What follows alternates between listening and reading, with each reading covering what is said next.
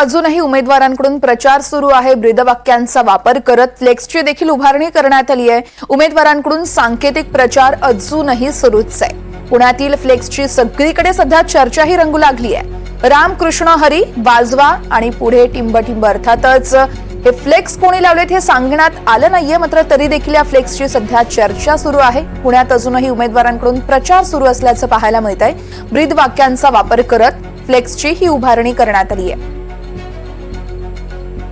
उमेदवारांकडून सांकेतिक प्रचार अजूनही सुरूच आहे। पुण्यातील फ्लेक्सची सध्या सगळीकडेच चर्चा सुरू आहे।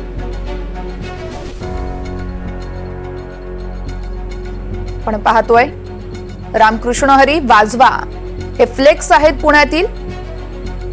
तर सुसाट सुटलंय, रुळावर धावतय, हे देखील या फ्लेक्सवरती हा संपूर्ण मजकूर लिहिण्यात आला आहे आणि हा संपूर्ण फ्लेक्स सध्या पुण्यामध्ये चर्चेचा विषय ठरतोय। या संदर्भात अधिक माहिती देत आहेत आमच्या प्रतिनिधी रेवती हिंगवे आहेत आपल्यासोबत। रेवती, आपण पाहतोय पुण्यातील पाट्या नेहमीच चर्चेत असतात, त्याच प्रकारे आता पुण्यातील उमेदवारांकडून देखील या पाट्यांचा कुठेतरी वापर करण्यात आलाय, काही फ्लेक्स लावण्यात आलेत। हे फ्लेक्स नेमके कोणी लावलेत काही कळू शकलंय का?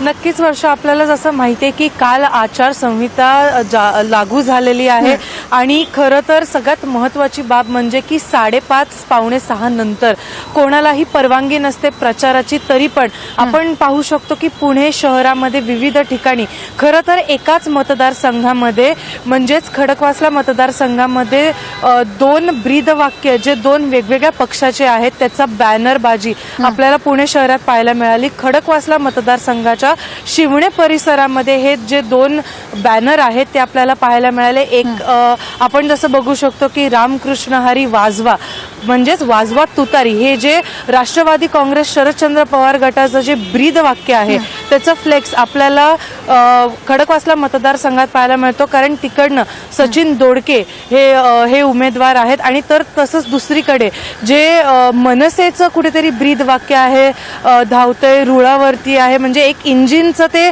एक पूर्ण प्रतीक आहे, तसं फ्लेक्स आपल्याला त्याच मतदारसंघात पाहायला मिळाले।